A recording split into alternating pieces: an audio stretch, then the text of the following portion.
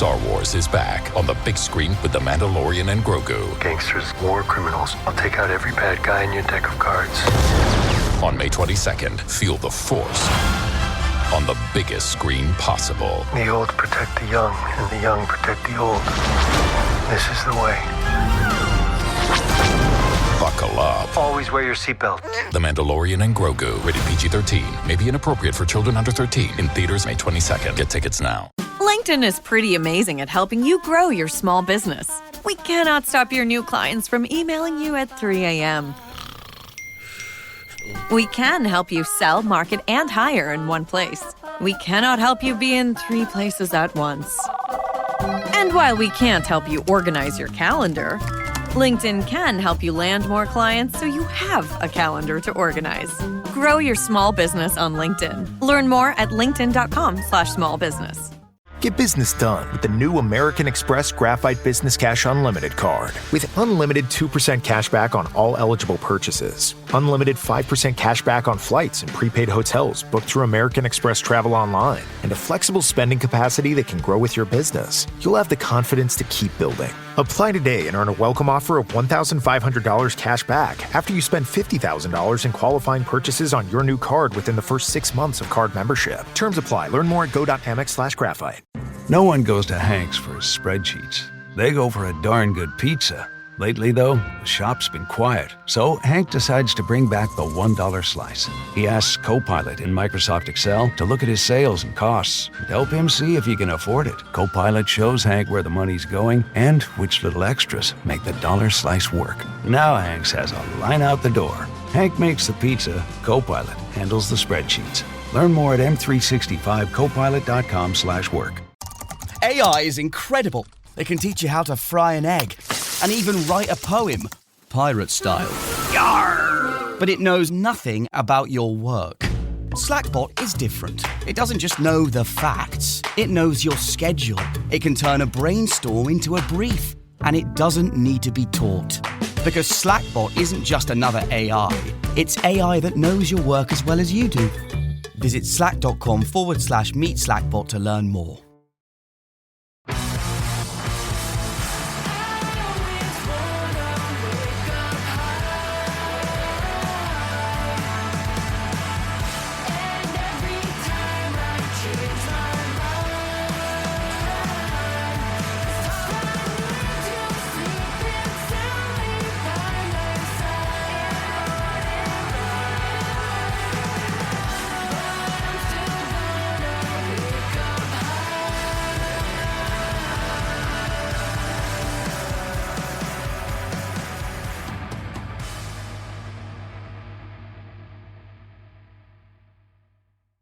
Hello and welcome to Islanders Anxiety from Lighthouse Hockey and the Fans First Sports Network. My name is Dan Saracini. Joining me via Zencaster is my friend Michael Leboff. Mike, by the time people hear this, it will be Monday, which is your actual birthday. So I hope your birthday has been a lot of fun, despite the fact that if you're anything like me, the Islanders not being in the playoffs has just gotten you more and more mad as the course of the postseason has gone on. Yeah, thank you for the birthday wishes, for sure. I'm happy that another year around the sun. Yeah, I'm grateful for that. Some great gifts and stuff from my family, and seeing them tonight was great. But my sister got me a cricket shirt, which was very nice. Yeah, I think it's been a very unenjoyable playoffs, right? Because I mean, right now, if the kind of results hold true to form, and we have Carolina, Philadelphia, Montreal, Buffalo as the Final Four in the Eastern Conference, I'm gonna be irate. I mean, has it ever been softer? Right. I know the Canes just swept the Senators, and people are like, "Wow, they look like a juggernaut." But the Senators played 10 defensemen in that series. Like it was a classic Carolina round one situation where they just catch a bunch of breaks, take advantage of them, play well, of course. Like, and I'm not saying they're not a good team, but Montreal and Buffalo are, I don't think, invincibles. They're better than the Islanders, but certainly in a best of 7 series, I don't think the Islanders would be out of their depth against either one of them. And obviously this Philadelphia thing is driving us up a wall. So it's frustrating because we were talking about this the entire time, right? This entire series, this entire season was that we know that if they blow this, we're going to be looking back on that and being like, well, they really blew a golden opportunity here because of the teams that are going to be fighting for a spot in the Stanley Cup final from the East. And that is that's ringing true right now, because these once again, the Islanders would be a decided underdog against Carolina. I fully admit that, but this group is so underwhelming compared to what we've seen in the past, where it's like the Panthers had to beat the Lightning, and then like the Bruins, the Leafs, and then in like the East it would be the Metro. You'd have like Carolina, and the Rangers were really good. The Islanders, the Caps during like their heyday, the Penguins with Crosby during their salad days. Like it's just never. I've never been less intimidated by a path, and so like watching these teams, I'm just like completely tuning out, basically. Yeah. For me, it's not so much the teams that are there, but how they're playing that pisses me off. Like the Flyers, as of right now, have a 3-1 lead on the Penguins. I think Game 5 is Tuesday. I don't think it's. Oh no, it is Monday. Sorry, it is Monday. So maybe by the time if you're listening to this on Tuesday, maybe that series is over. But the thing that drives me the craziest isn't that the Flyers are a totally middling team. It's that they are ahead in their series. They took a 3-game sit-on lead by just playing the most basic 101 level hockey you could possibly play. Like they're just clogging their front of their net. They're making sure they're next to the Penguins at every step of the way, and they're just not letting them get any shots off. And I'm like, yeah, that's how you're supposed to play in the playoffs. I'm watching Tampa Bay and Montreal here, and it's the same thing. Like every time one of them moves, there's somebody right next to them. They just won't let go. I watched the Hurricanes, eliminate the Senators the other day. I watched the Avalanche eliminate the Kings today. It's funny you mentioned Crosby. I was getting a little misty watching the handshake line with Anze Kopitar, especially when Devon Taves and Brock Nelson were right next to each other in the Colorado line. They both gave him hugs and handshakes, and I was starting to get a little misty. And I told my wife, I'm like, yeah, this guy's, he's really, really great player, and I had a lot of respect for him. And the Islanders gave him all the handshakes, and I'm going to miss him. And he's such a great player. I'm going to be, I have a lot of respect for him. So I'm a little bit misty.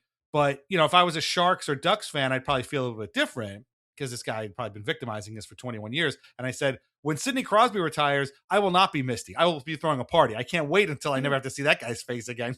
I'm tired of him, victimizing my team over and over again. So it's funny you mentioned Crosby, because, that's the way the playoffs always meant for me. It was like watching him do all this kind of stuff. But yeah, basically it's just been a clinic on how you're supposed to win in the playoffs. And even with the Sabres, they are just playing flat out, pedal to the metal, good, solid hockey that is not, there's no frills, there's no fancy schmancy stuff. It is just very, very basic, and it works. And they frankly could go all the way, which is an unbelievable statement to make after this season. And meanwhile, I'm thinking about Islanders games where they, were down 3-1 to the Blackhawks, who were like one of the worst teams in the league, and just like not getting any shots, and just couldn't, remember the game against the Penguins where they gave up 23 high danger chances in the same game. Like that's just not how it works. It's just not how any of this works. And then I go back to the year before, and the year before that, and the year before that, and how this team just is constantly trying to squeeze the last drop of blood from the stone to score a goal. And then meanwhile, Alex Tuck is out here looking like, Brian Trottier. Like it's just, it's unbelievable. And so it's not so much the teams it bothers me. It's just like, my team just doesn't want any of this. They just nobody running the team, nobody playing on the team, nobody coaching the team, aside from Peter DeBoer, obviously, seems to want this. They just want what they've been giving us for the last 5 years, which is frankly not acceptable. And then I just start getting mad all over again. Then I'm like, I got to bottle that for the podcast. I got to make sure I have something to talk about. Yeah, it's fun the Islanders haven't played a game in 2 weeks now or so, and we still get to get mad about the Islanders. It's healthy. Right. But yeah, I mean, it's really, the Brock thing isn't lost on me either. Just wondering if he even like what maybe how grateful he is the word. I don't know if that's it, but like how he's like, yeah, man, I play my cards right. they had they had an extension on the table for me, and he obviously ends up in a great situation with Colorado, and it's going to be really hard to deny him a Stanley Cup. And think about the year he's had now with the gold medal, and people found out who he is.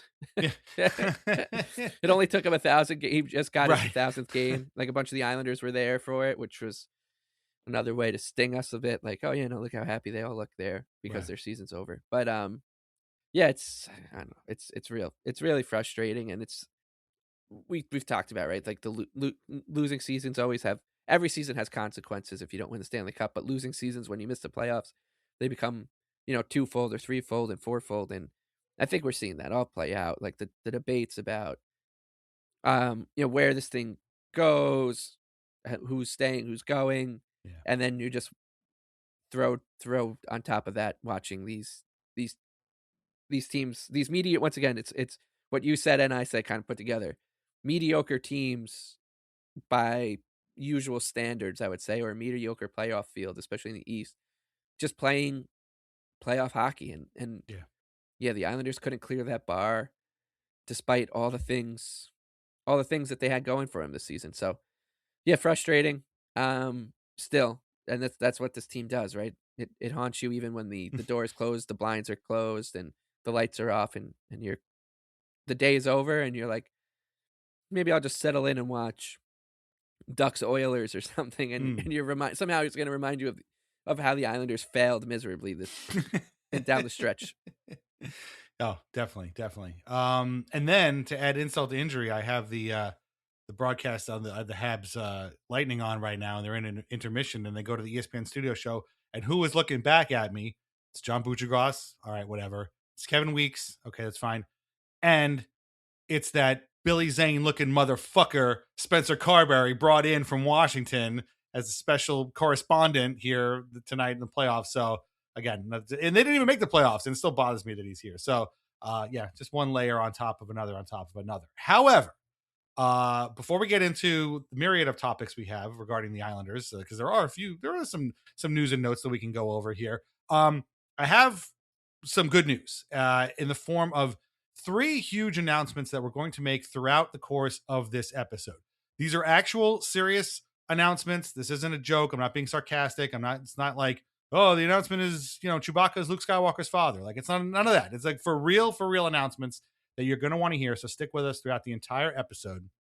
And in fact, the first announcement is right now, and it is the biggest one. And that is that we are having a For Real sweepstakes with 4 real prizes. Okay, we have 6 prizes courtesy of the Pinot Project and Skurnik Wines and VintageIceHockey.com, of course, our 2 favorite sponsors. Again, 6 prizes. The first 2, our top 2 prizes, are submitted by Pinot Project and Skurnik Vineyards.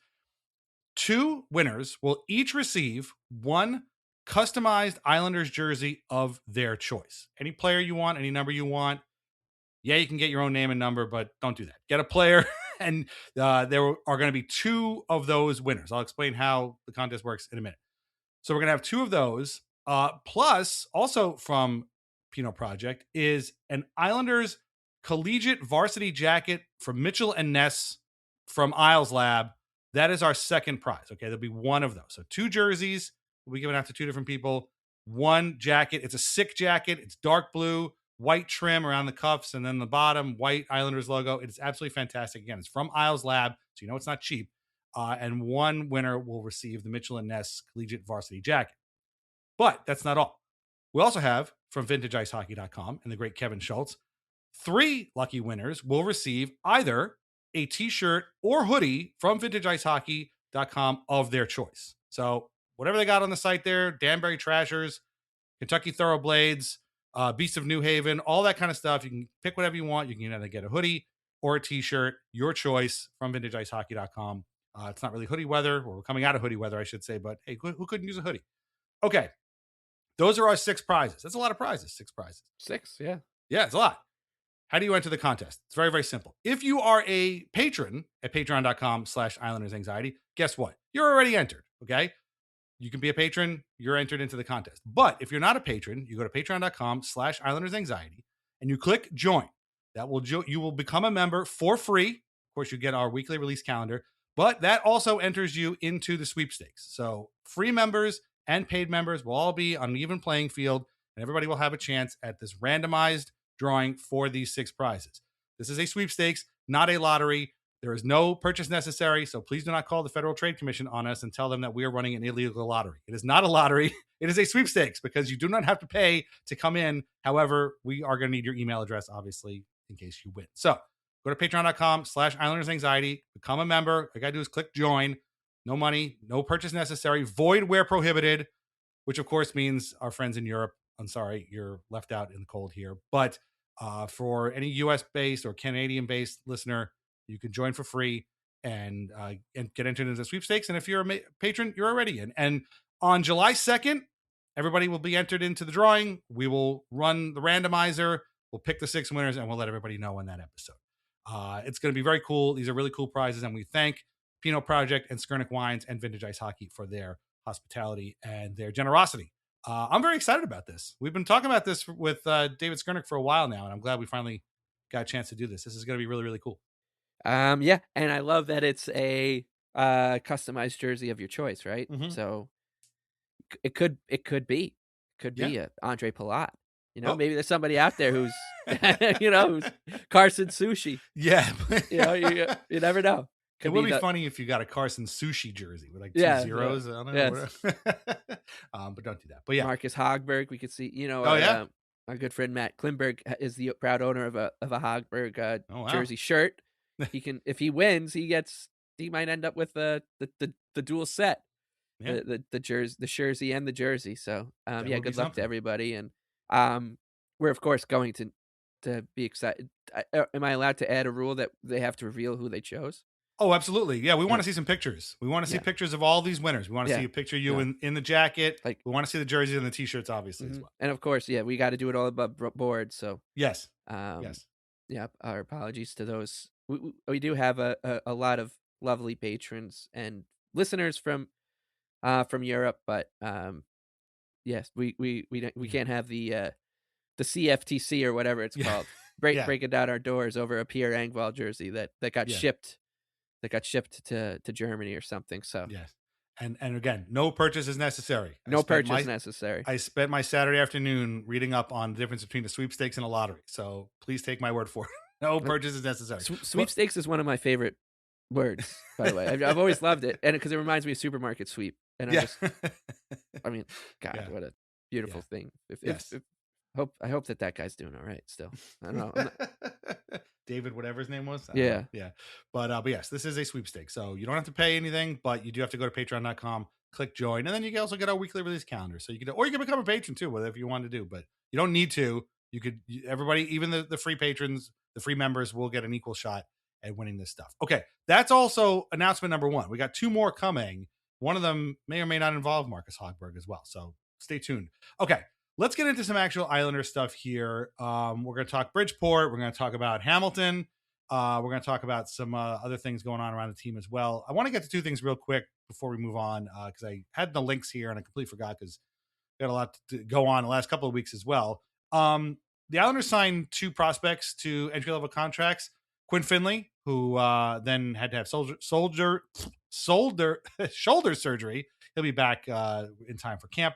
And then Daniel Prokhorov also signed his entry-level contract. He was assigned to Bridgeport, who we're going to talk about a lot. I know it sounds kind of weird, but I'm glad we're still getting these guys in. I have a lot of high hopes for a lot of the prospects here, which is not something I've said a lot of years in a row. They were 12th, the Islanders were, in the Athletics prospect ranking by friend of the program, even though he doesn't know us, Scott Wheeler.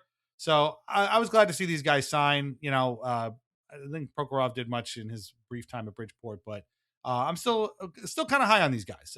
What did you notice these signings? Do you have any particular, comments about either Quinn Finley again, who was injured and will be out for a while, but Daniel Prokhorov kind of moved up in the rankings a lot this year. By the way, Daniel Prokhorov and I apparently share a birthday, so happy birthday to him. So does Semyon Varlamov. Semyon Varlamov also too. I don't have any serious Quinn Finley's got to work on his Skating. compete level or skating or anything like that. But I remember him. I think it was last year, maybe it was this year. One of the years he had like oh wow, this guy's kind of starting to turn heads a bit with Wisconsin, and so excited to see that him added to the fold. And Prokhorov, if I remember correctly, he's a massive, he's a unit for sure, and Yes. he's like 6'5", two something, like kind of like one of the Protas brothers, and Yeah.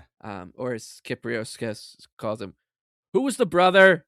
Yeah, it's pretty funny. But I remember him from the prospect Yes. camp. It was a bit of a wrecking ball in that prospect camp. And I think he tried to do like a "Let's Go Islanders" chant on his way out. Like he was very, very excited that the fan, like how many people were there, and the fans were like cheering, and he was like doing like almost like a European style, like "Let's go," and then having like the crowd say "Islanders." But I remember that, so I'm glad to have that kind of attitude in the fold as well. And yeah, I mean, you said it, Scott Wheeler, the most right man in all sports. He says, if he says we're 12th, by damn it, we're 12th.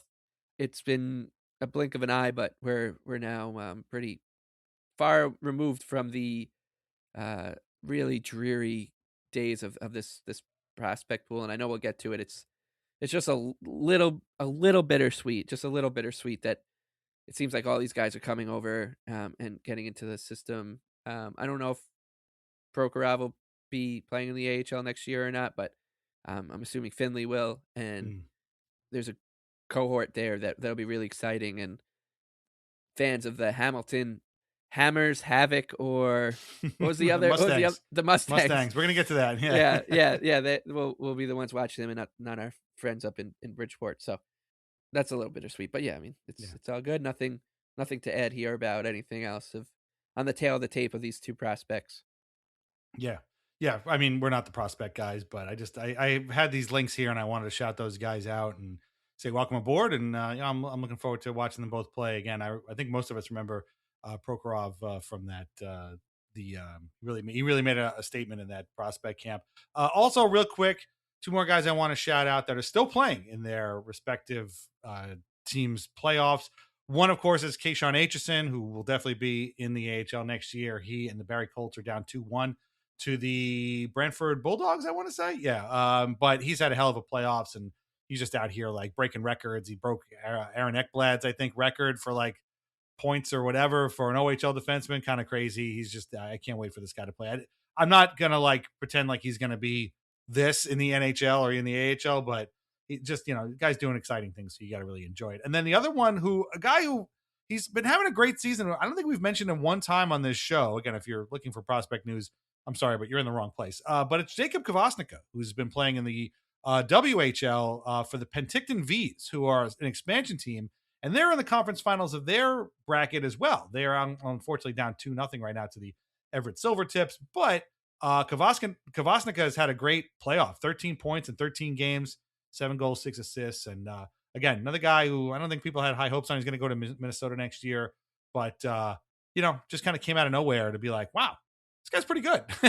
So hopefully the Islanders can stock up on some of these guys that they pull out of the clear blue sky and end up being players at some point. Maybe not, even if they don't have to be superstars. They could be useful bottom sixers, which as we saw this year is kind of a needed commodity because they didn't have a ton of those guys. So good luck, man. Let's see how we keep going this year. Maybe we'll see some of them in the Memorial Cup. That'll be a lot of fun. Okay. End of the prospect corner here. We can move on to the big club, which again had, actually, let's do this. Let's move up one rung and talk about the guys in the AHL. And that would be, or several rungs, I should say. And that would be the Bridgeport Islanders, whose magical run to the playoffs and really a very solid regular season came to an end this week with a 2-0 loss to Hershey in their first round series. I guess it's a play-in or qualifying round series. I'm not sure what they call it because the AHL playoffs are insane. But in any event, it was a 3-game series, and the Bridgeport Islanders lost in the first 2 games. They lost 2-0 in the first game, and then 5-2 in the second game, which now stands as the final game in the history of this team's existence in Bridgeport after 25 years. They're going to be moving to Hamilton. We'll get to that in a few minutes. A lot of people, had a lot of emotional connections to this game. Sucks that, they're out of the playoffs, but there was a really, really well-written blog post by Michael Fornabayo that I'm going to link here that everybody should definitely check out, who covered the team for, 25 years or 24 years, I suppose, for the Connecticut Post. And then Alan Furing also had some nice stuff to say on Twitter. He also said he wasn't going anywhere, so I'm assuming he's going to stick around with the Islanders and keep doing their radio, which is good for us. But it's sad to see that, his team that he covered so closely is going to be moving on to a different town and a different country and a different existence.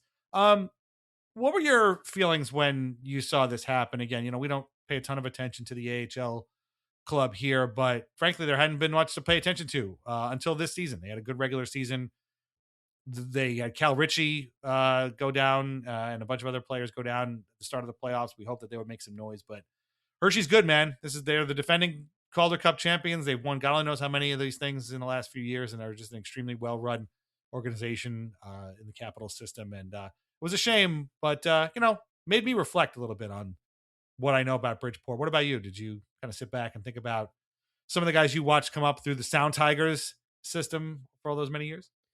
Yeah, it was hard not to keep an eye on it. I'd be lying if I said I was really watching any of the games. I know a lot of fans did tune in, and it was nice to see and pretty heartwarming, and a reminder about just how deeply Islander fans care, diehard Islander fans care. I'd love to know that, or hear that how many people were watching that stream on Flow Hockey, because I'm assuming it was pretty good chunk of people from the island and obviously Bridgeport, but Game 1 was on Amazon Prime. Was that not? Yes, right. Yeah, and Newsday has an article about people going from the island to Bridgeport to watch a game. So yeah, and but yeah, I mean, I think this will be something we'll probably continue to touch on throughout the summer a little bit, just how unfortunate it is and how there's a lot of blame to kind of just go around, and ultimately the people of that area of Bridgeport and Fairfield County are the ones that are going to pay the ultimate price here. And I guess what was really sad was that it felt like the end of the Sound Tigers season was very befitting of what the Islanders. It was like people started to get excited and they just came up short. And I don't know how they played or anything, but yeah, so it felt like, once again, kind of like another kick in the teeth, because I really thought that there was going to be some magic here. Yeah. Because of the situation, but it turns out that's not the case. But yeah, as we keep saying, it just sucks for the Sound Tiger fan base and people who really love that team. So yeah, it's tough, and I gotta say, just seeing the trademarks get filed and all that, it felt like a fresh wound still. So once again, this season has had a way of making you tilt your head a little bit like a dog, and then just pulling the treat right out from under your nose or something, because it was it's these twists and turns have ended in the teams that we're rooting for falling flat on their face, and the Sound Tigers did it. Yeah. So as we keep saying, it was the players that are going to be in Hamilton next year, it should be the most anticipated Islanders minor league team in quite some time, and that's just Aitchison for sure. I'm so excited just to see what this guy turns into, because he could be he could be anything. I've got no idea. He just, every time we get the emails from Sab and you see it on Islanders, just different feeds, whether it's the news on Lighthouse Hockey or Islanders Reddit, someone's always posting an Aitchison play. I'm like, this guy's he's like if Alex Romanov was had Sheldon Sore's slap shot or something. He's basically the player I'm describing is Chris Pronger. Is he Chris Pronger? I don't know. Right.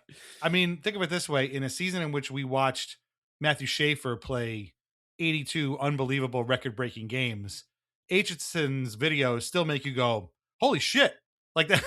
Right. Did he really just do that? I mean, we just literally watched Matthew Schaefer doing that. Now we got another guy who's doing that, and again, I don't want to pump the guy's tires too much because he could be anything at this level. But if he is anything like what he's shown so far, that's unbelievable. Like Yeah. it's even Pronger light is still incredible.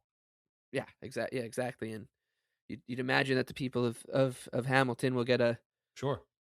good look at him right away, if or us. But he, yeah, this it's just the timing is tough with this all coming and the Sound Tigers, of course, leaving. So Yeah.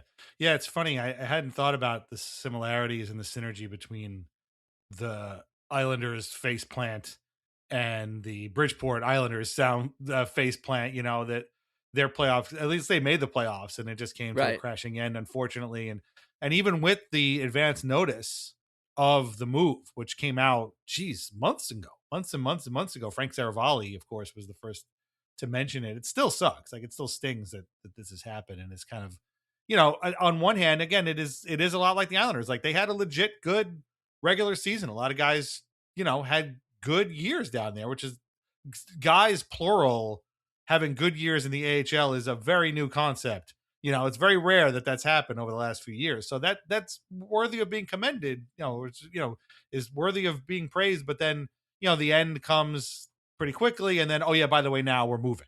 Like, that just really sucks. Whereas with the Islanders, they did all kinds of cool stuff this year. And then, the end came, and it's like, well, yeah, we're supposed to praise that. But at the same time, it just really, really sucks that it fell apart like that. So yeah, there's a lot to be excited about and a lot to be sad about. And I, for one, am actually find myself kind of excited about starting anew in Hamilton. I don't know why that is. I do feel bad for the people of Bridgeport and the fans that were there, but from an organizational standpoint, I am kind of excited for what happens in Hamilton. And we heard something about that this week, where apparently the team has come down to 3 finalists for the team name, or they have at least gotten the rights for, or the patents for 3 names that they want to name the team. This comes from Ben Lipka, who covers the Abbotsford Canucks. And he said, trademark news, the New York Islanders have filed 3 new team names for the club's new AHL affiliate based in Hamilton: Mustangs, Havoc, and Hammers.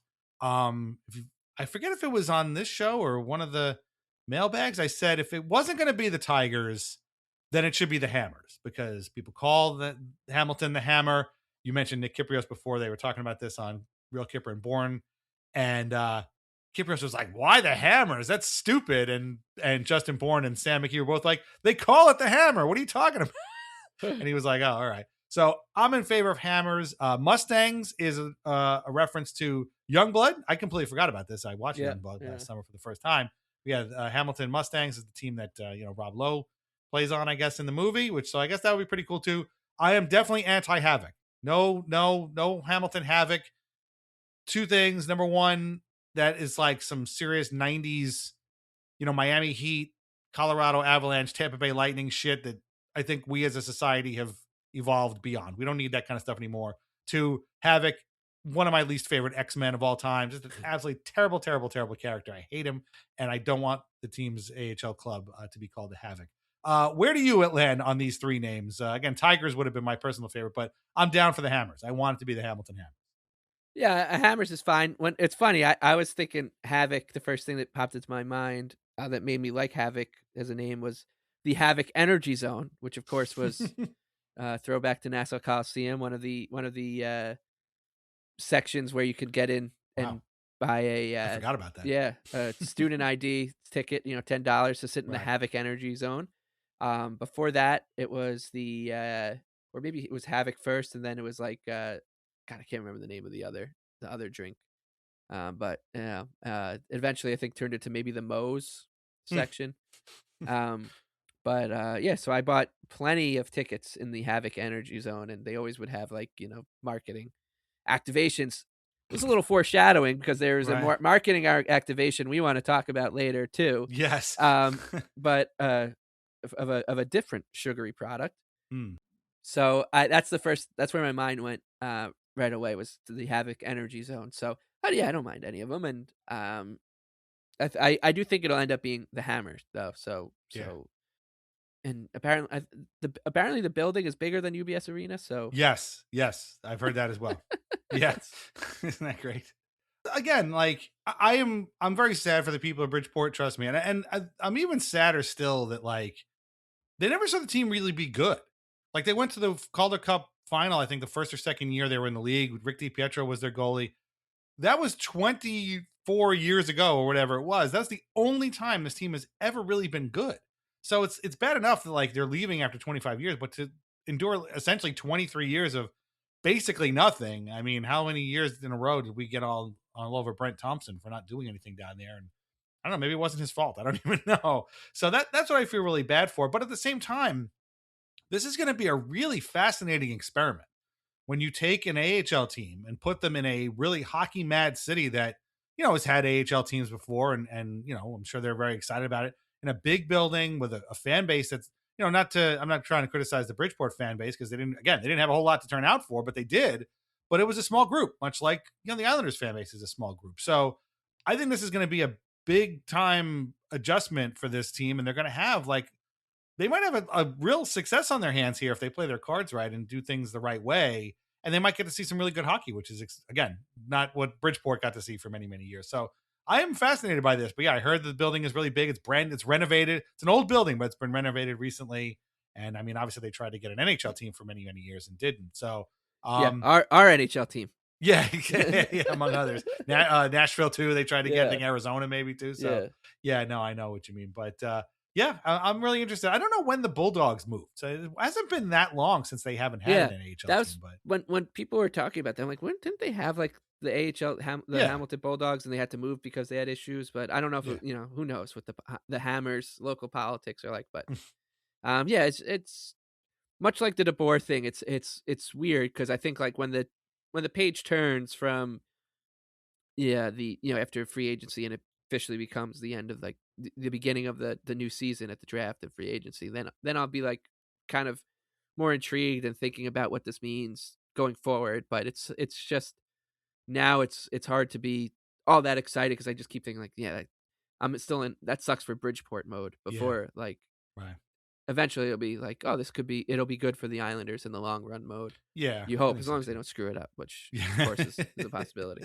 Oh, definitely not a possibility, perhaps an eventuality, but we'll have to see. But yeah, so I think we'll have a lot more, like you said, about Bridgeport as we progress and as the team clears themselves out, the arena up there, and people start to really come to the realization that it's over. I'm sure we'll have a lot of better, and a lot of other remembrances, but definitely check out the Forna Bio blog post. I'm going to put the link in there. And as a tribute to the Bridgeport Islanders for their season, we are going to have one final Viam Cyborg of the week, and it is Matt Luff. Came over to the team in a trade for Julien Gauthier. If you remember that, early in the season, the Bridgeport Islanders scored a grand total of 2 goals in these 2 games, and Matt Luff scored one and assisted on the other one. So he is our final Viam Cyborg of the week. The other goal, by the way, scored by Cal Ritchie. So there you go. So I guess the call up, the send down worked. Ritchie did score, but that was about all they got out of it. But yeah, so via con Dios to the Bridgeport Islanders / Sound Tigers. You'll always be the Sound Tigers to me, to be honest with you. I think that might have been, unfortunately, where the problem started. But there's no more Sound Tigers gear out there, only on eBay, I suppose. But we'll have to, go with our memories and our favorite players, and maybe we'll do more about them later on this summer. Okay, and for me and you, it's Hammers. Everybody else probably has a different idea, but let's go with the Hammers. Okay, we're going to take a break right here. We're going to come back. We're going to have our second big announcement, and then we're going to do something that people have been asking us about periodically over the course of the year. Are you going to do this? You're going to do that? Finally, it's time for us to do what people have been asking for. So you definitely won't want to miss it. Come back on the other side. And then we'll have, on the other side of that, we're going to have our third and final big announcement. So lots of stuff on the other side. So meet us over there. Thanks. And now a word from our sponsors. VintageIceHockey.com. Over 100 classic hockey logos on t-shirts, jerseys, hats, mugs, and more. Long Island Ducks, Albany Riverettes, Danbury Trashers, Kentucky Thoroughblades, and so many more. plus a full line of Islanders Anxiety merch, with our portion of the sales going directly to the Center for Dementia Research. These incredible items cannot be found in stores, so shop vintageicehockey.com today. Relax, sit back, and enjoy wine from The Pinot Project. Rosé, Pinot Grigio, or a Pinot Noir that was named a Best Buy by Wine Enthusiast magazine. These wines are delicious, affordable, and available at area wine shops and at UBS Arena. Learn more at thepinotproject.com. And please, drink responsibly. Pepsi Prebiotic Cola in original and cherry vanilla. That Pepsi taste you love with just 30 calories and no artificial sweeteners. Pepsi Prebiotic Cola. Unbelievably Pepsi. Comcast is delivering extraordinary experiences in live sports. Through the incredible broadcast and storytelling from NBC, innovative and personalized viewing features on Xfinity and Peacock, and the country's most reliable Wi-Fi, viewers can enjoy every game-changing play faster and more seamlessly than ever. All on a network built to deliver unforgettable moments as close to live as possible. The ultimate experience for the American sports fan. Learn more at ComcastCorporation.com/sports.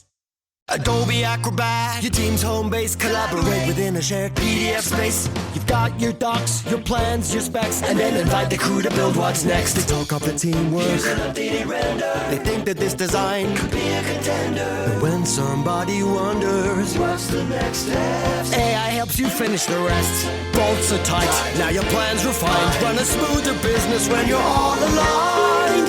Do that with Acrobat. Learn more at adobe.com/do that with Acrobat. Now at McDonald's, a McDouble is $2.50, so you can get your gym gains on, or just get lunch for only $2.50. Get more value on the under $3 menu. Limited time only. Prices and participation may vary. Prices may be higher for delivery. Ba-da-ba-ba-ba. Your favorite local grocery stores like Kroger, Ralph's, Fred Meyer, and more are now delivering on Uber Eats. Get 40% off your order of fresh, quality ingredients. Whether you just got home to an empty fridge or suddenly got a craving to whip up something new, you can get everything you need delivered in as little as 25 minutes. Get 40% off your order with code Kroger2026. Plus, members get $0 delivery fees. Order now on Uber Eats. Orders of $30 or more save up to $25. Ends 4/30/26. See app for details.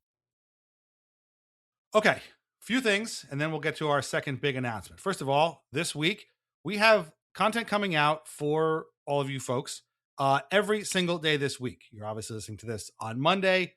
Tuesday will be a special sample of our April monthly mailbag for the listeners on the main feed and also on the Uncle Tier feed at the Patreon. This is a short version of the mailbag episode we did last week. If you like it, sign up at the Patreon. Listen to the whole 2-hour-long thing. It was really, really great.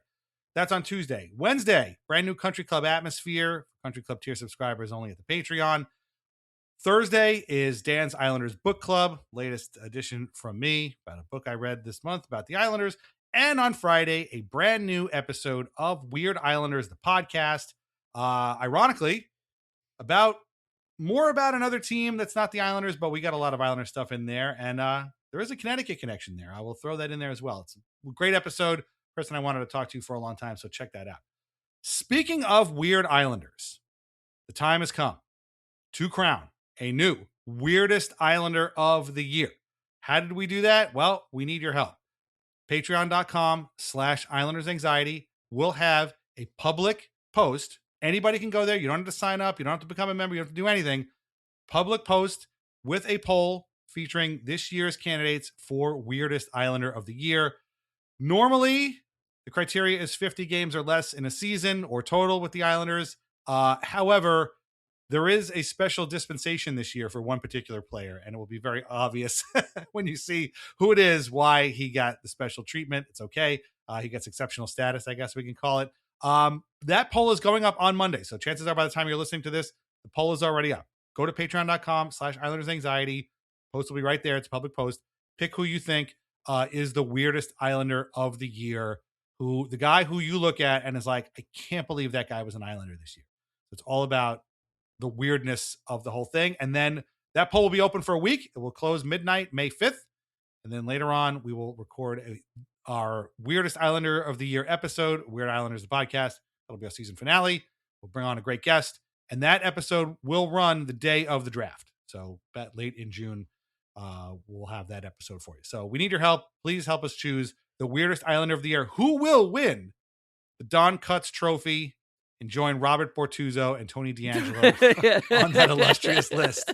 I cannot wait to find out who it is. I'm very excited about this. I get irrationally excited about this. Oh, I do too. And another way I like to think about it is, you start the year and you got like even like before training camp, basically. Yeah. You've got like an idea of who's going to be on the team. Right. And what it's going to look like. And then Robert Bortuzzo shows up. Tony D'Angelo shows up from Russia. Like, it's just, there's just something that happens and that makes you laugh. And I'm really excited to find out who wins this year. And it's a very venerable award, so it's taking on a life of its own. People, it's of much discussion for throughout the entire season. So I'm really excited to get into this. Yeah. I feel like, again, much like Weird Islanders, the podcast, I really do feel like this is just a thing that only we can really do. I don't know. The Rangers have had a terrible year. I'm sure they've had guys cycling in and out from Hartford all year. I don't think a whole lot of Rangers fans are like, man, we got to do a weirdest Ranger of the year poll. Like, I don't think they really care. They don't look at these guys the way we look at them, where it's kind of funny. So I'm really excited to see whoever wins. We're going to have a good time talking at the end of the season on Weird Islanders, the podcast about it. The other two episodes are really great. And obviously we talk about the guys receiving votes and honorable mentions and things like that. So it's great. Go to patreon.com/IslandersAnxiety and vote. Again, not only no purchase necessary, no membership necessary. All you gotta do is go there. You can log on to it and pick a guy, and we'll see. We got a lot of good votes last year, so I'm looking forward to see who this is. Okay, that was special announcement number 2. Final one is coming up after this next segment. So you guys all know we love to do Master Leaf Theater, love to do Ranger Piece Theater, Master Pens Theater, the whole PBS, what I call puck bullshit system. Was the best I can come up with. And, some people ask us, like, you guys ever going to do like an Isles Piece Theater? Like, what about that? And I'm like, yeah, well, we'll see. We'll see. I don't know if we want to do that. It's kind of a little sensitive. Well, once again, the time is here. And we do have an Islanders piece that we can give the Master Leaf Theater treatment to. But I didn't want to call it Isles Piece Theater. I didn't want to, because it just, I don't know, it doesn't seem right. And I don't know how many times we're going to do this. And this piece here is a bit of dystopian literature, I thought. That's the way I kind of felt it. We're going to get into it. There's a lot of sort of weird robo-speak happening here. And so with that, I wanted to find the right title for it. And so I landed on, we are calling this William Gibson's The JELL-O-Mancer.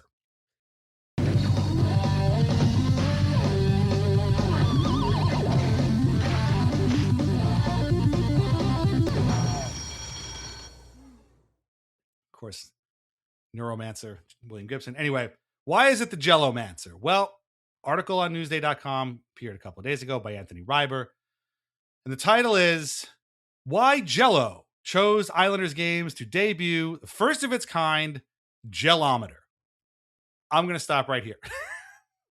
I thought you were kidding.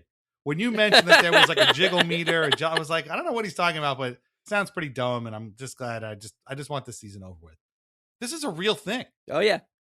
It's a jellometer, by the way. Reiber is sure to point that out at the bottom, but this is a real thing. It's like a Jell-O mold that reacts to the crowd noise, and it lives at UBS Arena. That's messed up. No, I wasn't kidding. I was not kidding when this thing showed up to perhaps the worst possible game it could have ever shown up with, which was we're gonna get to that. Don't worry. Yeah. I was not. I think that the team probably had a bigger marketing push planned for it, but I would say that sorry if I mislabeled it. Maybe that's why you're confused. You knew the jellometer was there, but I kept referring to it as the jiggle meter. Yeah. So I apologize. I'm so sorry for confusing. That's all right. I think that if the jellometer was given the push that the people of Kraft Heinz, who I guess own Jell-O, wanted from the Islanders, I think that if you show the jellometer on the scoreboard, when the Islanders are no-showing in the most important game after they no-showed in the same rink at the last most important game in the same week. I think that the Gel-O-meter would probably end up on the ice. Yeah. So I think that this was probably a make good from the Islanders to be like, hey, yeah, sorry, we never really, we didn't jiggle the Gel-O-meter enough for you. we didn't. But here's a make good. Not only was it in Newsday, it was in Front Office Sports last week. I'm like, the Islanders are out, guys. What? Yeah, yeah, yeah. I have it here. I can't read it because it's I think it's paywall, but I saw that they had posted on their. I think my social media algorithm is a lot. I'm getting a lot of JELL-O stuff. Oh God. But yeah, it was there. So I think they were like, look, we'll get you in Newsday, and we'll get you in Front Office Sports. Is that is that enough of a make good for the Flyers debacle? Because it was there, and Front Office Sports. The Islanders are using a Gel-O-meter to measure decibel meters in the arena. And it was also on foodnetwork.com and Yahoo Finance as well. So well, yeah.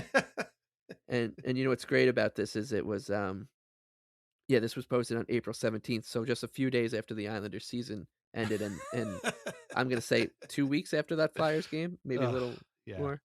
To call the timing on this bad is an incredible understatement. Not only was the thing introduced, like you said, April 3rd, game against the Flyers, the Islanders absolutely desperately needed to win. They did not. They lost in embarrassing fashion.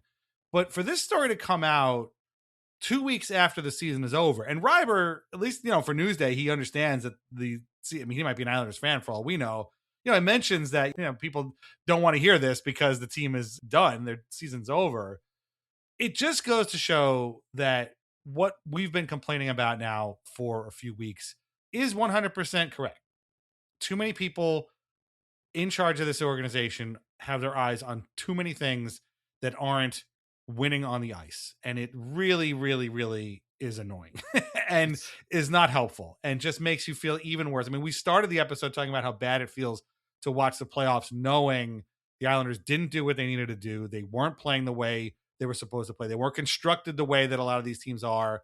And now it's like, yeah, all that might be true, but we got a big thing at JELL-O that shakes when everybody claps. Yeah. So how about that? Yeah, I don't want the JELL-O. Thank you very much. Yeah, what would you rather be doing? Would you rather be fighting, tooth and nail against the Tampa Bay Lightning right now and maybe going to overtime for the third time in 4 games? Or would you rather be thinking about JELL-O? And how cool it was that they chose the Islanders. JELL-O chose the Islanders. Yeah. It's like national brand. Yeah, I was gonna say it's like national when the national TV games get listed. It's like, well, JELL-O's choosing the Islanders. That's big for the Islanders. JELL-O's choosing the Islanders. Yeah, I feel a little vindicated about it. This is something that we had our antennas up essentially like right away. Yes, I like right before the season even started that this team was going to get their hands dirty in this kind of, can I call it bullshit? Is it bullshit? Yeah, it's bullshit. And this kind of bullshit because the shackles were off from the previous regime. But I'll tell you something. I think if JELL-O came to Garth Snow, who was for a lot of the Garth Snow tenure was running a lot of different things aside from the Islanders team. Yeah. As the general manager under Charles Wang, it basically means you're doing the job of the general manager plus like 6 other people. I think if JELL-O had called him and we're like, hey, we want to do the Gel-O-meter. JELL-O is choosing the Islanders. I think Garth Snow would have hung up that phone pretty quickly. And I know what that sounds like because back in the day, the Islanders made it very easy to call Garth Snow's line, his extension. And I figured I cracked the code and I got to call Garth Snow plenty of times. And one time he picked up and he hung up right away. But I you should have said you were from JELL-O. Maybe he would. Yeah. I got a great marketing activation. Oh, I can't even afford to pay PA Parento. Like, right. We can't make a JELL-O in our arena, let alone be sponsored by JELL-O. I'm happy we're bringing light to it because it's very easy to miss. I don't know how many Islander fans noticed the original gelometer story dump because of, once again, everyone was so mad at the team. Right. But so to resurface it gives us the opportunity to take another couple hacks at it. And I will say that we know where these directives are coming from, right? These I don't think that people for the team who are like working the day-to-day grind, covering the team for various different channels, or doing, various different jobs where they're traveling, they're at every game, they're working odd hours, they're missing holidays and family events. I don't think those are the kind of people that are knocking on the door of the big bosses and being like, we got to get the jiggle meter.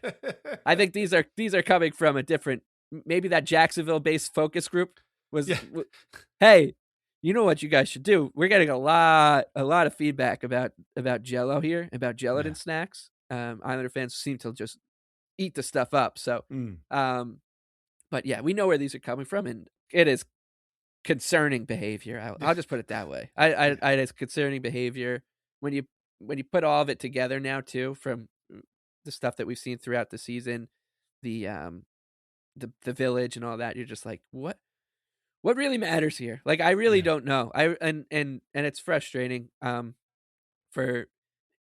I should say one other thing too. Like, I'll caveat this. Like, the owners have done put a ton of money and work to keep the Islanders here and make this a much more professional operation, let's say. Sure. But I do just wonder. I do worry about this kind of stuff. It's just un-Islander, I would say, Like you said, concerning, but also like, there's... You use the word dystopian. I think that's a pretty good word for it. Yeah, and we're going to get to why I felt that in 1 minute, but like, it's just, again, it's just the wrong thing at the wrong time.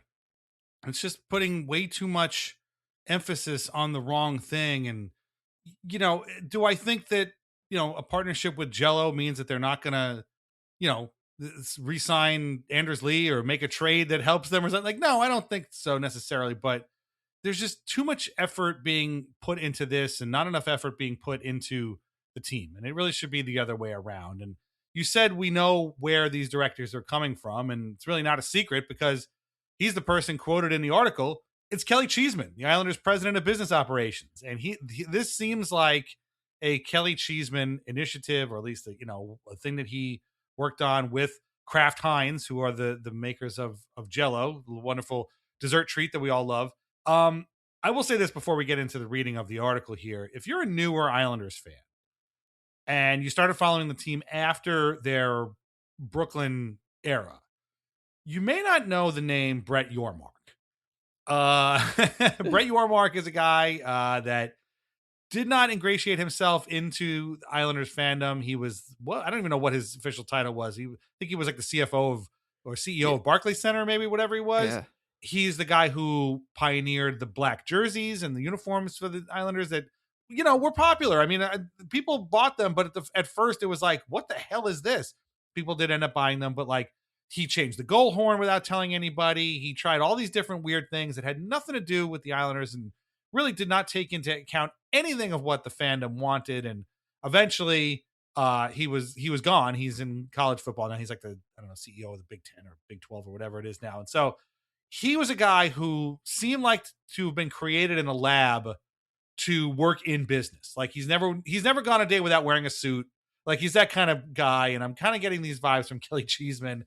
I mean, am I wrong? Am I off base that I'm getting some very Yormarkian vibes from the quotes from Kelly Cheeseman here? Yeah, and I don't disagree, and I think that's concerning. We say it all the time, right? The Islanders are just like a different case compared to almost any professional sports team. It's a very local, tribalistic, chip on the shoulder fan base that's very protective of brand and what it's ties to the community and all that. And that doesn't mean that we don't want the fan base and the team to grow. It just means that we want the Islanders to grow because they're the Islanders, right? Like, I think that Brett Yormark, and in fact, I said this to his face. I was like, he missed the mark. and that was at the Tavares return game. So that game took plenty of twists and turns before the a snake was thrown for me. Thought I was going to be taken out of there, but I think that the first 6 months we're into now of this or whatever, it's been 4 months. I think that we could see it coming, and I would just advise Mr. Cheeseman to read up on Brett Yormark and just be like, oh, all right, like, so like me, I was coming in here with a different plan. You could change it. Like, that doesn't mean you need to keep going down this direction, because I don't think it hasn't worked in the past. The Islanders are not new to like these kind of strange partnerships. We won't say that, but they were very differently. They were presented a very different way, and not in this manner, where it's very transparent that this is like, oh yeah, no, JELL-O's paying us money, and we're not gonna turn away any money. I'm sure that Charles Wong had some funny, weird stuff with like compressionstockings.com. You know, like, Dial-A-Bug, right? Was the other exactly. one? Yeah, Dial-A-Bug. But none of those things were sort of like, yeah, we know the team missed the playoffs, but how about that JELL-O meter? Yeah, like, it wasn't right, that kind right. of, It wasn't. you know? Yeah, it wasn't exactly. Yeah, going back to like even like the Havoc Energy Zone, right? Right. That was oh yeah, no, you guys can totally be involved in with the Islanders. How can you help us connect to the fans? And they're like, oh, well, we'll just sponsor the student section, and it'll be crazy and havoc-y and all that. Right. I mean, the Yeah, Remax blimp was as much a part of the game day presentation as anything else, right? Right. Like- Yeah, exactly. Yeah. And I think that, it had it crashed all the time. So like sometimes it just didn't leave, and it would just like stick to the ceiling for the whole game. You're like that thing might fall on Matthew Spiller. We might not we might need to. Yeah, drone technology has come a long way since the days of the Remax blimp floating around Nassau Coliseum. But yeah, I agree. I think it is, and there's plenty of time to kind of, take a turn here. Yeah, this was like a swing and a miss. It was just completely an unforced, weird thing to do, and like I said, I'm assuming it was just a make good where they were like, we underwhelmed you with the social engagement on that, because everybody was like, get this shit off my screen. Like the Islanders are ruining my life. Yeah. This is just not that type of fan base. It's just not. No. We're just not a you can't focus group the Islanders. And what I've said it a lot. Like, what's great about being in charge of the stuff of the Islanders, you don't really need to think that hard. You don't need to like reinvent the wheel to speak to the fan base. This is a fan base that just, they love their guys. Like they love their cult heroes. They love like Long Island centric stuff. They love the community feel to the team. And that is very unique to sports. So you just need to like you already have a unique branding, whatever opportunity.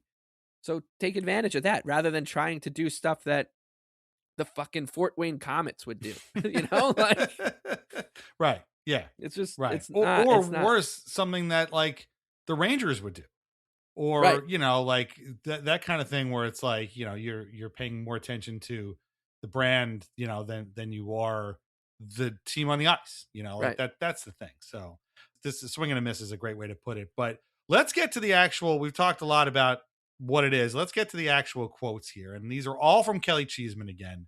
And as soon as I read this today, I was like, we need to do the Master Leaf Theater treatment to this because it deserves it. And you will see why in a minute. So again, the title is Why JELL-O Chose Islanders Game to Debut, quote, first of its kind, Jell-ometer. And as we get down to the middle here, it says, Kelly Cheeseman says, and I quote, when we did our partnership with Kraft Heinz, they were looking for some new, innovative ways to showcase their product in a fan-facing way that they want to test across multiple sports arenas that they are in, and came together with the Jell-ometer. Kelly Cheeseman, the Islanders' president of business operations, told Newsday, I think it's a cool way to bring this product to the table and let fans have fun with it across sports. I'm going to stop right here. No human being talks like this. I've never met Kelly Cheeseman. He might be a very nice guy. I'm sure he's got a lovely family and all that kind of friends and blah, blah, blah.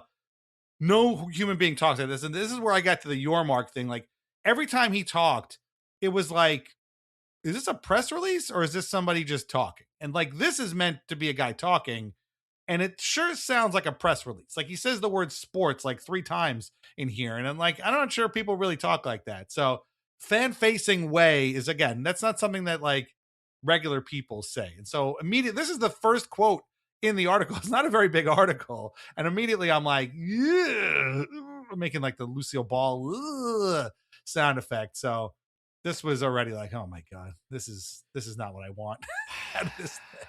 Yeah.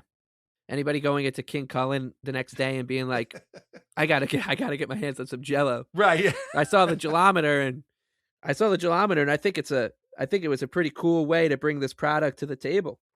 Right. And have fans fun with it across sports. Now I got to eat it. No, you eat Jell-O because maybe you like Jell-O, or because you're sick and like it's the only thing you can eat, or like you're prepping for a colonoscopy or something. Yeah, I was gonna say you're in the hospital. Yeah, right. You're either a senior citizen or a toddler. Like, those are really the two kind of groups that eat a lot of Jell-O, right? So I just thought it was kind of funny. But that's the first quote. It goes on to explain how the Jellometer works. The intensity of the sound is visible via the iconic Jell-O jiggle atop the device, and it's quantified in real time on a scale of 1 to 10 jiggles, with 1 equating to a microwave's hum and 10 as an earthquake. So the Jellometer can just tell you how loud a building is based on the number that's displayed on it. I guess none of this makes any sense. This is some this is like Back to the Future, flux capacitor bullshit that I don't think it really actually works. But we have another quote here, and this is my favorite part, where Kelly Cheeseman is not a lone wolf. He's not there's not just one guy that does this. Brett Yormark is a guy that does this, and of course Kraft Heinz has a person that's like this too, whose name is Catherine O'Brien. We're going to get to her in a minute. So here's 2 quotes back to back. Again, Kelly Cheeseman again saying, I think it's fun. Sports and entertainment is fun. The Jellometer sounds fun. Kids love Jell-O. We all loved Jell-O as a kid. Brands are looking for different ways to break through and be creative in a way that they achieve in sports. Not everything is about signs and pictures on the dasher boards. So to do something fun that kids and families can laugh at, but also react with, I think that's a cool idea. Why did the company choose the Islanders and UBS Arena for the Jellometer's maiden voyage? Quote, hockey fans are widely known as some of the loudest and most passionate in sports, Catherine O'Brien, head of marketing desserts at Kraft Heinz, wrote in an email. NHL arenas regularly hit noise levels comparable to rock concerts, making them the perfect atmosphere to pilot the Jellometer. Islanders fans did not disappoint. When the Islanders scored a goal, fans got the Jellometer scale up to 8.4 jiggles, which is comparable to a crack of thunder. Wow, Catherine, thanks. Jesus. Now back to you with the weather. Like, I don't know what else to like. I don't know. These are people. These are real people. I'm assuming these are people with like hobbies, and they mow their lawns, and they have they made like this. They go to the beach, where like they're people just like us, but like they're speaking in a way that just makes me feel crazy. Like this to me is where the dystopian, kind of future comes in, where it's like, everything is Nippon ramen noodles. If you're Blade Runner, everything is AT&T and Pan Am and all this kind of stuff. It feels very like anodyne and corporate, and I don't like it one bit. Bring back the Remax blimp, I guess is what I'm trying to say. Yeah, please bring back the Remax blimp. It's hard to convey just how disappointing this is, and it's so sad because it's stupid. Like, it's a stupid thing to get mad about. Like, I'm sure there's a lot of people who are like, I'm not going to listen to these 2 cranks talk about something called the Jellometer. I'm going to go, listen to something else or turn it off, and don't blame you one bit. But it's just like, let's put it this way: if they what was the term here, that activate? If brands are looking for different ways to break through and be creative in a way that they activate in sports, if they wanted to activate the Jellometer in November and the Islanders were going well, I still would be like, this is not what we want. Like, let's please, this is very disappointing. But to have it happen when it did, the timing really just, and for them to not be like, we did the Jellometer, 2 weeks ago, 3 weeks ago, whatever it was. We don't need to address the gelometer again. We don't need we don't need to dig up the gelometer and throw it in front of fans' faces again that they lost 4-1 to the Flyers the day that they debuted the gelometer. I like the line from Reber. He said, unlike the Mets Citi Field home run apple, which the gelometer kind of resembles because of its red color, the gelometer is mobile and can be moved around an arena or stadium, as it was during the Islanders' 4-1 loss on April 3rd. After missing the playoffs with a late season collapse, the Islanders could have installed a helometer, but this will have to do for now. And then the next quote is, I think it's fun. From Cheeseman said. Yeah, you know, exactly. So like, it's just that little juxtaposition really just tells you all you need to know. And as we keep saying, like, Kelly Cheeseman's job is not to put the Islanders in position to win hockey games. Maybe if Patrick Waugh knew the gelometer was in the building, he could have used that. He could have used that in his. He could have used that in his pregame pump up speech. Hey guys, we got a big fucking mound of JELL-O up there. All right, we want to get that thing rocking with joy and compassion. Get out there. But no. So I mean, this is it's just a word to the wise to just let's think about these things next time. A brand calls to activate. Let's think about how this will look. And what it'll sound like on the Islanders Anxiety podcast. Right. Because it's this is JELL-O on the face, I think, for the Islanders, and once again, like, another fitting end. Like, why are we talking about the gelometer 3 weeks after we lost? Like, I'd much rather be talking about, what's Pete DeBoer going to bring to this Sean Aitchison, and the prospects, and what the draft coming up. It looks like, what do we want them to do? No, we gotta talk about this. I mean, it would have been better to be like, can the Islanders close out the Penguins? Or right. Wow, how about the Islanders upsetting the Hurricanes? Like, I'll put up with the gelometer at a playoff game. All right, I'll still be mad about the gelometer, but if you want to bring it back out for the playoff game, go for it. You know what this reminds me of? When was it the first season at UBS Arena or second? They had that crazy, like, John Tonelli was like, oh, the horn thing? The horn, yeah. And then everyone's like, the Islander fans like, you gotta put that thing away. Please put that thing away. And it just went away.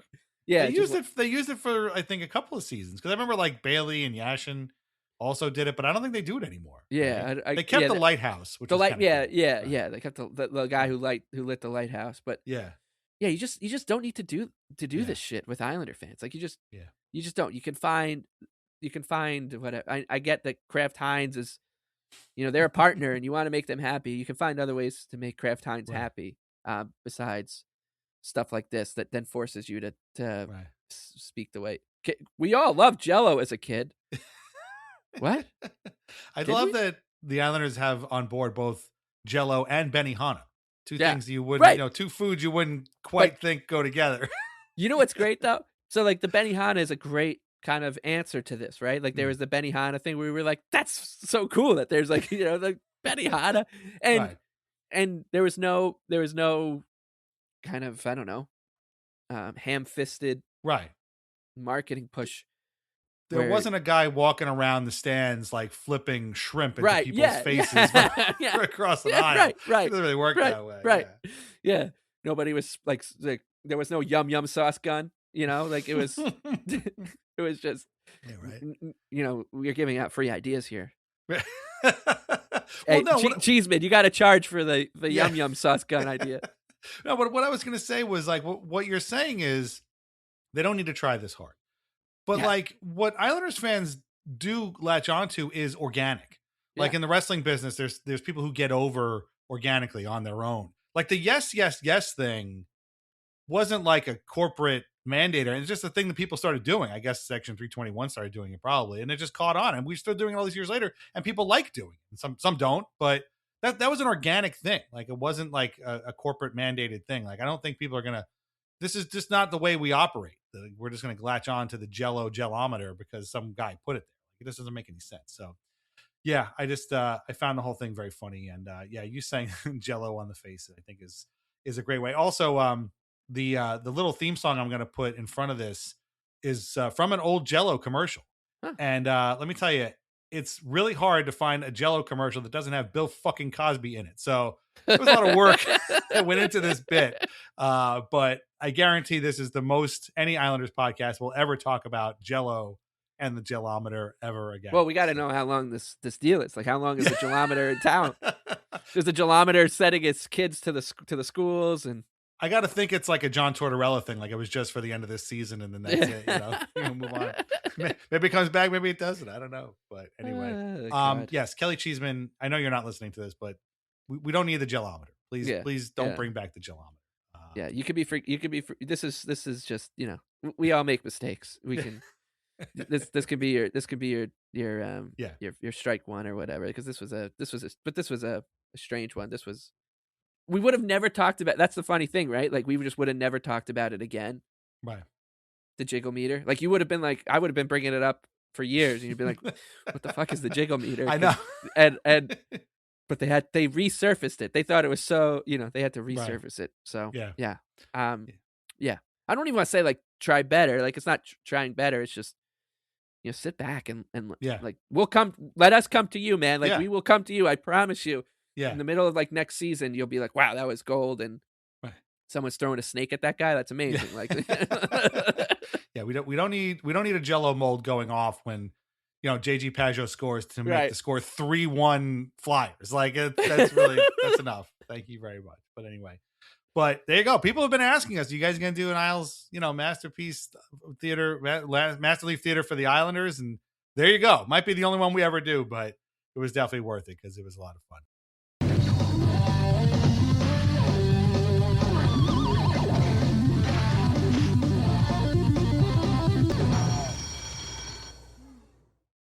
Okay. Last thing real quick. I said before we had one more big announcement, and that is right now.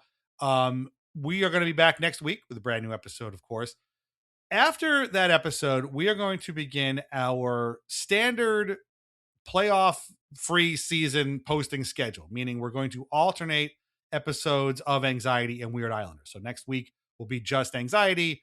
The week after will be just Weird Islanders on Friday. The week after that will be just Anxiety. The week after that will be Weird Islanders, so on and so forth. That will last through June. We will then do a post-draft episode in June, obviously a pre-draft one as well, but post-draft episode that Sunday in June. And then a couple of days later, we'll be back on July 2nd to talk about first couple of days of free agency. And then that's going to be our season finale. We're going to take off for the rest of summer and come back in October. Obviously, if news pops up, we'll jump on. And all summer long, we're going to have stuff going on at the Patreon. So, of course, patreon.com/IslandersAnxiety. Sign up. All summer, you get the mailbag episode. You get Country Club Atmosphere. We don't know what we're going to, what we feel like doing. We'll just throw up there during the summer. But for the main feed, the July 2nd episode will be it until October, and then we'll be back for a brand new season then. So just we had a couple of people last year that were like, they stopped. Did the podcast end? We didn't end. We just take the summer off because it's a lot of work.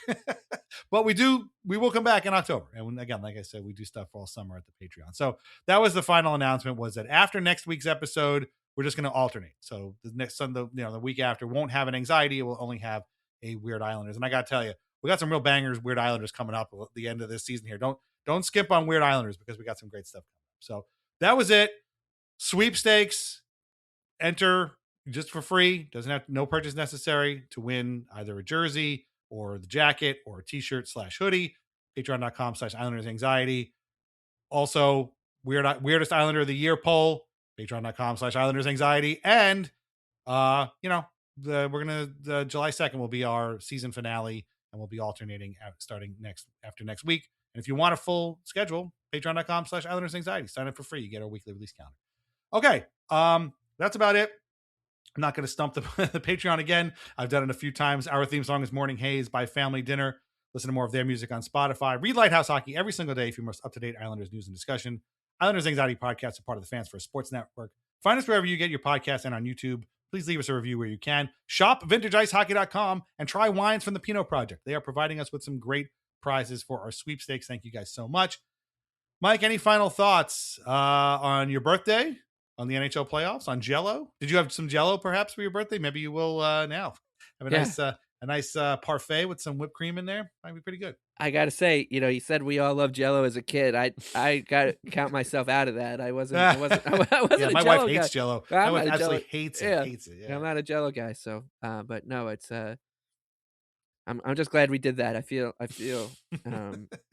feel better about myself. Right. So Yeah. that's enough. Yeah. But we didn't talk about the playoffs at all, but by this time next week, the Penguins season will most likely be over. Yeah. The Senators and LA Kings seasons are already over. I was telling our chat on the Patreon that I got a little misty watching Andrei Kopitar shake hands with Brock Nelson and Devon Taves there. I had a lot of respect for Kopitar. Really, really good player. I'm going to miss him. Really, really good. Can't wait to see his number get retired up there. And the respect is real for that guy. Really, really great player. Yeah, he was, and he was someone who was like we've talked about like some of the guys who've ended up on the Islanders that were just like never on the Islanders' radar. I was like, that's just the type of player the Islanders will just never have, right? Like it's just Andrei Kopitar, and yeah, he's just the consummate pro, and so and as you said, the hopefully the Penguins get eliminated because we're sitting on a couple real bangers for Master Penn's Theater. So as soon as they get eliminated, and we can dig into those. So I'm excited for that. Yeah, we've been holding stuff, and there's been a lot of news coming out of Toronto too that we've been sitting on as well. So might be a good summer for some puck bullshit system works here as well. So again, pay attention. We'll be here. So thank you very much for listening. We will be back next week with a brand new episode of Islanders Anxiety. Enjoy the rest of the playoffs. Enjoy some JELL-O, JELLO, and we will talk to you again soon. Take care. Bye-bye.